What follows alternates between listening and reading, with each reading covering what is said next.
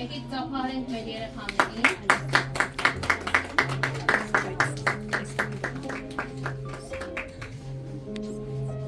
Ինչ մեր երեխաները կտեղավորվեն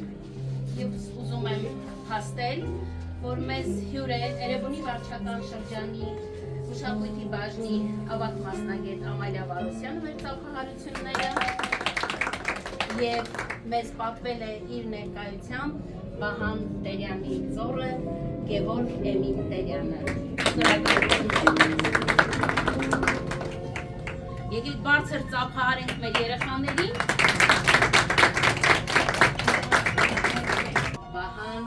Տերյանը։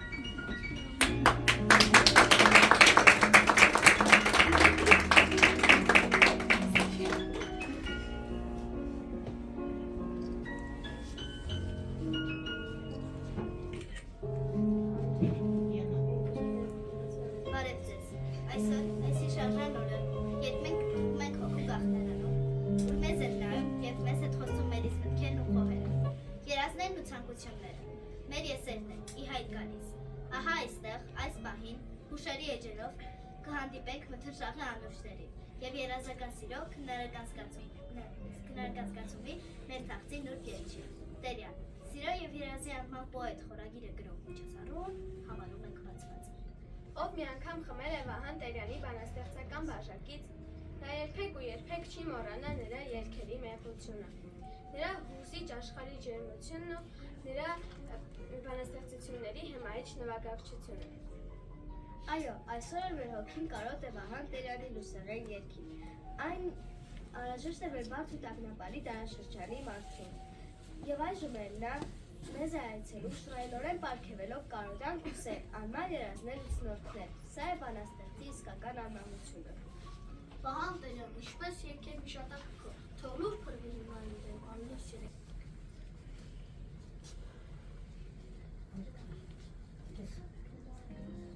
Hey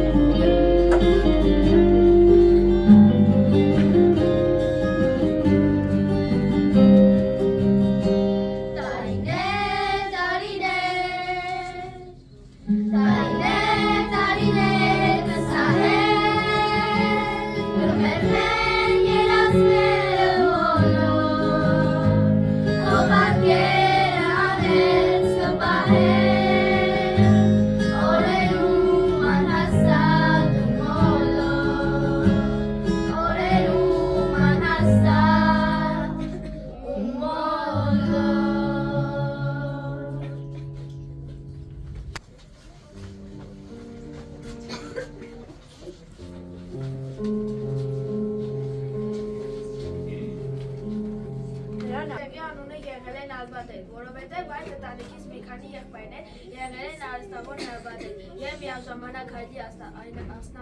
անասնաբուժ եզրումի դաշտում։ Տերյանի նախապապը եղել է ժամանակի ուսյալ մարդկանցից, ով Թուրքիայի հայկական բնակավայրերում զբաղվել է քարոզչությամբ, սակայն վաստակած շռայլել և միշտ աղքատ ապրեց և աղքատ էլ մեռավ մեր բանաստեղծի այս նախատիպարում։ Տերյանի հայրը Օթոռն էր Ղազարի և որդի Քահանա Սուքիասի ամենաաչքաբացն էր ու արժանավորը։ Նա հյուրընկալ, մարդասեր ու լիազիռ նահապետական օջախի տանուտեր էր։ Միստիկական կրոնական ապրումների ազդեցությամբ կառուցել է Էջմիածնի տաճարի նման քարաշեն մի եկեղեցի, սակայն չավարտած շինարարությունը կուրացել է և կնոջ հետ թաղվել եկեղեցու բակում։ Սուքիասը, լինելով այնպիսի մարդ, ում ծառա դեպի ուսումը և գիտությունը չի հագենում մինչև նրանց կյանքի վերջը, կարևորելով կրթությունը 4 զավակներին ուղարկել է Թիֆլիս, Մոսկվա և այլ քաղաքներ։ Տերյանի մայրը